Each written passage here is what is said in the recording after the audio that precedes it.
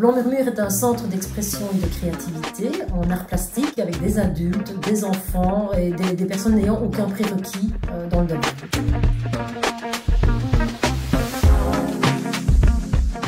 Réaliser un film sur la biodiversité, les potagers, enfin une série Les oiseaux, et donc ce film serve à d'autres enfants au niveau de compréhension de ce qu'on peut faire dans son école au niveau de la biodiversité.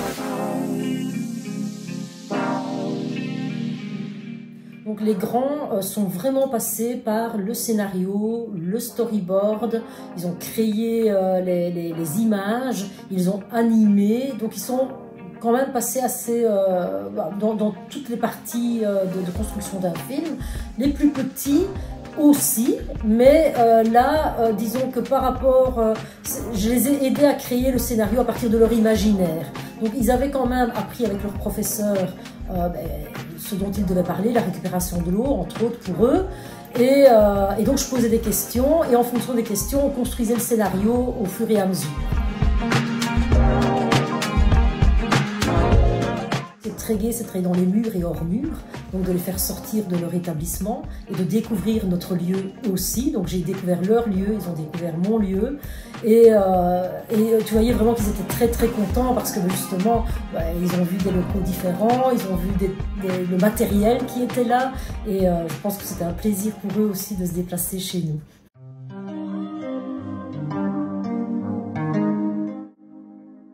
On a trouvé un couple. On les a mis dans un vivarium, ils ont commencé à pondre des œufs. Après, on a commencé à les observer, les œufs ont commencé à naître, les bébés ont commencé à naître, on a vu des larves. Après, on a vu qu'ils commençaient à mieux grandir.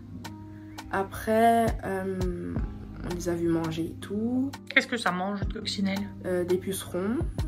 On a étudié les cycles de la coccinelle. On les a nourris, on les a observés et à la fin on les a libérés. Donc on les a relâchés dans la nature pour qu'ils aillent aider d'autres jardiniers dans leur potager en mangeant les pucerons.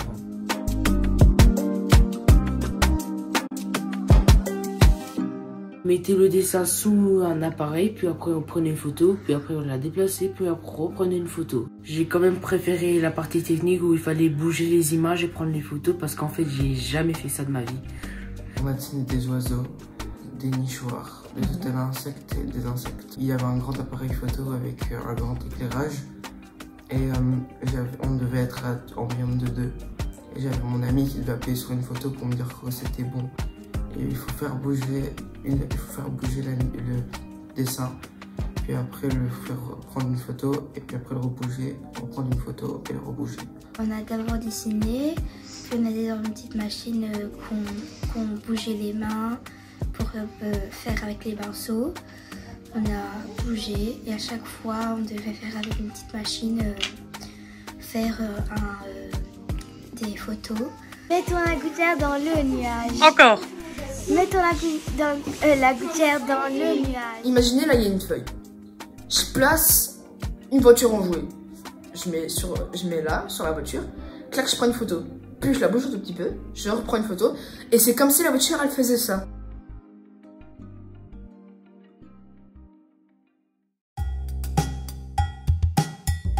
Les enfants passaient les objets en dessous de la caméra et donc on les a un petit peu aiguillés, à savoir va sur la gauche, va sur la droite. Donc on ne voyait que leurs mains en fait sous la prise de vue, et on déplaçait les objets donc pour pouvoir dire on a besoin de ça ou on n'a pas besoin de ça, donc on enlève, et donc ça leur permettait de faire quelque chose de concret et de pouvoir tourner ce petit film sans passer par le dessin, par tout ce qui est abstrait pour eux.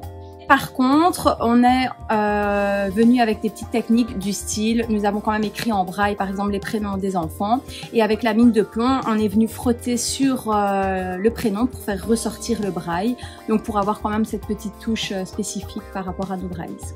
Par exemple, Cheyenne a pu interpréter les voix des personnages pour oraliser tout ça. qui est chouette aussi, c'est qu'à travers ce projet, il y a plein d'autres petits projets qui se sont ajoutés. Du style, on a eu une sensibilisation au compost, donc c'est l'ASBL Oasis qui est venue. Donc on a été en extérieur, on a été des petits apprentis pour pouvoir construire le compost et voir un petit peu ce qui s'y trouve. Et en fait, il y a plein de leçons qui en découlent aussi. Et alors les enfants, ils ont été vraiment sensibilisés par rapport à ça parce que dans leur propre classe, ils ont décidé de faire aussi un tri des poubelles et de rajouter cette poubelle compost. Donc voilà, à travers ce projet, il y a plein d'autres choses qui en découlent et voilà, c'est assez chouette pour les enfants. On a décidé de mélanger nos braillistes avec des DISPA. Donc en fait, ça a été vraiment un travail de coopération, forcément avec les voyants, les non-voyants, etc. Donc ils ont pu s'aider et échanger énormément. Déjà, ça a fait un bon groupe classe, on était beaucoup plus nombreux, ils se sont bien entendus et il y a plein de choses qui découlent par rapport à leur petite spécificité à chacun. Tout à l'insecte, même chose, tout ce qu'on pouvait utiliser comme matériaux, ils ont fait des recherches sur internet. Ensuite, on a préparé le storyboard avec toutes les images, les petits textes. Donc chaque enfant, enfin tous les enfants ont participé, ont essayé de trouver par rapport aux images, les phrases qui convenaient le mieux. Et puis chez Muriel, on a enregistré image par image où les enfants venaient. Et donc ça c'était un travail aussi très sympa, les enfants ont pu se rendre compte. On est parti de dessins ou de photos. Ils ont pu les utiliser pour les reproduire sur du papier carbone, que ce soit plus facile que de créer un dessin eux-mêmes. Et ensuite, ils ont pu utiliser des pastels pour mettre tout ça en couleur. Déjà inventé l'histoire, donc créer un storyboard. On avait toutes des petites cases sur une feuille et petit à petit, on a commencé à inventer une histoire. Donc chaque enfant a pu donner son avis. Ça nous a pris beaucoup de temps de travail. Et Muriel nous a accompagnés du début à la fin pour la réalisation de notre projet. Et sans Google, on n'aurait pas pu financer ce long projet de cette manière-là en fait. Au cours de ces activités, on a découvert que certains enfants avaient de très grandes qualités autres voilà, ils ont parfois des difficultés au niveau scolaire. Mais là, au niveau artistique, au niveau de l'utilisation des outils informatiques, ils étaient vraiment au top. C'était très valorisant pour eux. C'était aussi très précis, très minutieux. Ça prenait beaucoup de temps. Il fallait de la patience.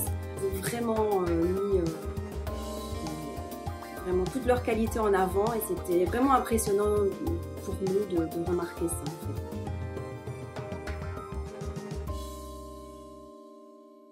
J'avais pris une abeille et du coup je l'ai pas décalqué, j'ai posé à côté, j'ai essayé de faire de mon maximum et pour que ça soit réaliste. On a pris des modèles et on pouvait redessiner, mais si on avait du mal, on avait des tablettes lumineuses. On mettait la feuille en dessous et on décalquait. J'ai pris aussi des genres de feuilles et on a commencé à couper des papiers pour faire des écritures et tout.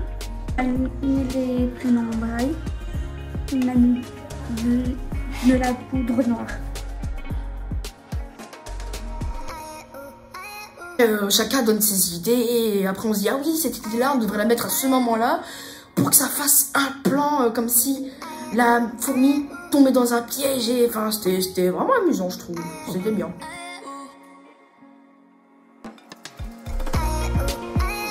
Et le but de ces vidéos, c'est de les présenter dans les écoles de la région ou même plus, pour que ces écoles puissent aussi faire des petits défis pour l'environnement, comme nous avons fait ici.